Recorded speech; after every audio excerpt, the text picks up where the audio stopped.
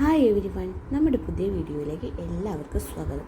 ഇപ്പം തന്നെ ഏകദേശം എല്ലാവർക്കും മനസ്സിലായി കാണും. ഇന്ന് നമ്മൾ കടച്ചക്ക വെച്ചിട്ട് ഒരു മെഴുക്കുവരട്ടിയാട്ടോ ചെയ്യുന്നത്. കടച്ചക്കയും ചെമ്മീനും വെച്ചിട്ടുള്ളൊരു മെഴുക്കുവരട്ടിയാണ്. അപ്പോൾ ഞാനൊരു പകുതി കടച്ചക്കയാണ് എടുത്തിരിക്കുന്നത്. അത് ചെറുതായിട്ട് നുറുക്കി വെച്ചു. അതുപോലെ ഒരു 10-15 ചെറിയ ഉള്ളി, സവാളയല്ല ഉള്ളിയാണ് എടുത്തിരിക്കുന്നത്. ഒരു 10 എണ്ണം, ഒരു 10 ഇത്തിരി വലിപ്പമുള്ളതാണ്. ഞാനൊരു 8 എണ്ണം 9 എണ്ണം എടുത്തിട്ടുണ്ട്.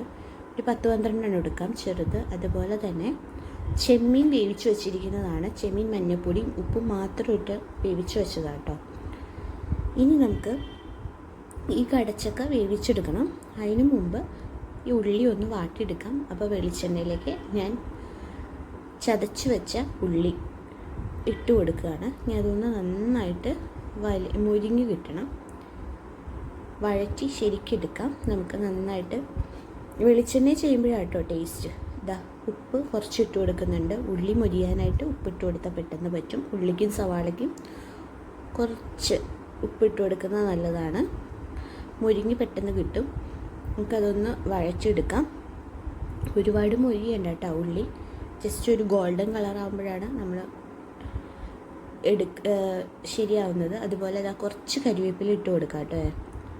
കരിവേപ്പില എന്തോരം ഇട്ട് കൊടുത്താലും അതിന് ടേസ്റ്റാണ് കണ്ടോ.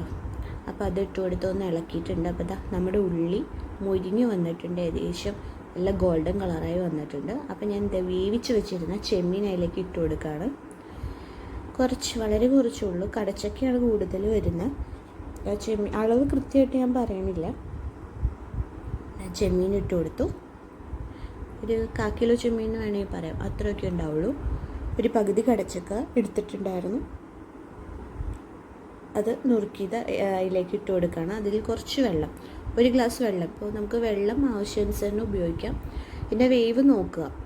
ആദ്യം കുറച്ച് വെള്ളം ഒഴിച്ചിട്ട് വെന്തോന്ന് നോക്കിയതിന് ശേഷം വെന്തിട്ടില്ല എങ്കിൽ മാത്രം കുറച്ചുകൂടി വെള്ളം ഒഴിച്ച് കൊടുക്കാം. അപ്പോൾ നമുക്കിതൊന്ന് മിക്സ് ചെയ്ത് റെഡിയാക്കണം. അതിന് മുമ്പ് ഇത്തിരി കുറച്ച് ഉപ്പിട്ട് കൊടുക്കുന്നുണ്ട് കേട്ടോ. ഞാൻ കടച്ചക്കയിലേക്കും കൂടി ഉപ്പ് വേണമല്ലോ.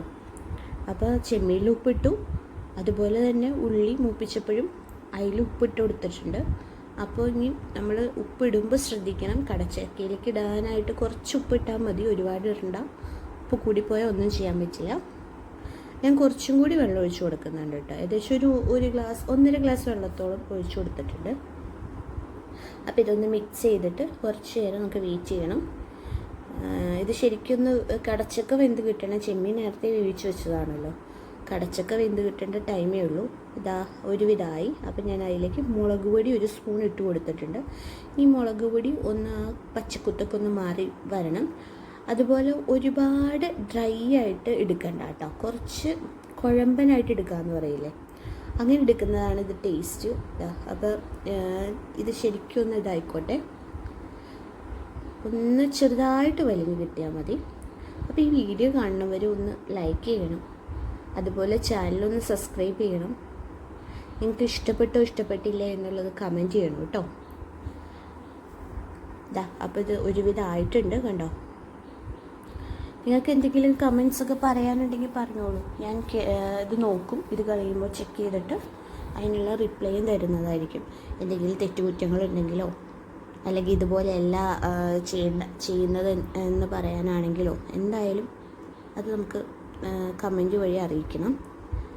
ഓക്കെ, അപ്പോൾ ഇതായിട്ടുണ്ട് കണ്ടോ. നല്ല ടേസ്റ്റി മെഴുക്കുവരട്ടി കേട്ടോ. വളരെ എളുപ്പം നമുക്ക് ചെയ്ത് തീർക്കാവുന്ന ഒരു മെഴുക്കുവരട്ടി. ഒരു 5 മിനിറ്റ്, ഒരു 10 മിനിറ്റിൻ്റെ കാര്യമുള്ളൂ. എല്ലാം വേവിച്ച് വെച്ച് കഴിഞ്ഞാൽ അത് റെഡിയാക്കാൻ വളരെ എളുപ്പമാണ്. ഇനിയിപ്പോൾ കടച്ചക്ക വേറെ വേവിക്കാൻ വെക്കണം, അതൊന്നും വേണ്ട. ഒരുമിച്ച് തന്നെ വേവിക്കാം. ആദ്യം ഉള്ളി മൂപ്പിച്ചിട്ട് അതിലേക്ക് ഇട്ടാൽ മതി. അതിലേക്ക് ഇത്തിരി വെള്ളം ചേർത്ത് ശരിയാക്കിയാൽ മതി. അപ്പോൾ നമ്മുടെ വീഡിയോ ഇവിടെ നിർത്തുകയാണ്. അപ്പോൾ ബൈ.